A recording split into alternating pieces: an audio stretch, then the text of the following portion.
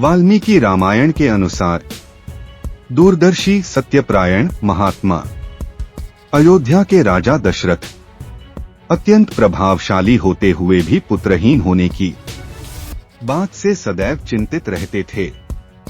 उनकी कौशल्या, कैकेयी और सुमित्रा नाम की 3 रानियां थीं, किंतु वंश को आगे चलाने के लिए किसी से भी उनके कोई पुत्र नहीं था। उन्होंने वेद विद्या में पारंगत मुनियों सुयज्ञ, वामदेव, जाबाली, काश्यप तथा कुल पुरोहित वशिष्ठ जी तथा अन्य श्रेष्ठ ब्राह्मणों को बुलवाया।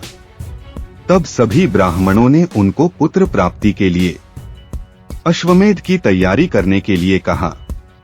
तब मंत्री सुमंत्र ने राजा दशरथ से अश्वमेध यज्ञ के लिए मुनिकुमार ऋष्यशृंग को बुलवाने का निवेदन किया और उनसे प्रार्थना की कि वे ऋषि को स्वयं बुलाकर लाएं।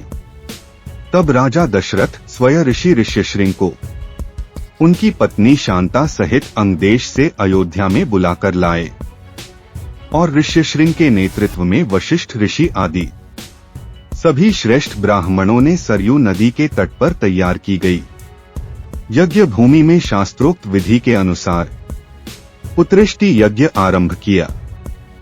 वाल्मीकि रामायण के अनुसार मुनि कुमार ऋष्यशृंग के नेतृत्व में वशिष्ठ ऋषि आदि सभी श्रेष्ठ ब्राह्मणों ने सरयू नदी के तट पर तैयार की गई यज्ञ भूमि में शास्त्रोक्त विधि के अनुसार पुत्रेष्टि यज्ञ आरंभ किया और अयोध्या नरेश राजा दशरथ ने अपनी पत्नियों के साथ यज्ञ की दीक्षा ली। तब देवता, सिद्ध, गंधर्व और महर्षिगण अपना अपना भाग लेने के लिए उस यज्ञ स्थल पर एकत्रित थे। उसी समय देवताओं ने भगवान ब्रह्मा जी से लंका के राजा रावण के अत्याचारों से संसार को मुक्त करने के लिए कोई युक्ति सुझाने का निवेदन किया।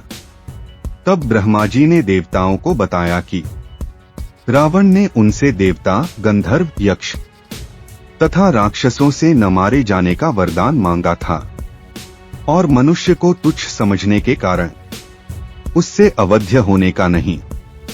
इसलिए अब मनुष्य के द्वारा ही उसका वध होगा। तभी भगवान श्रीहरि विष्णु जी भी वहां आ गए।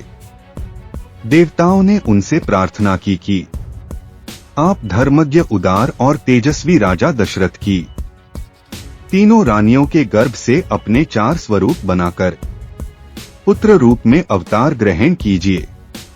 लाइक, शेयर, सब्सक्राइब कीजिएगा।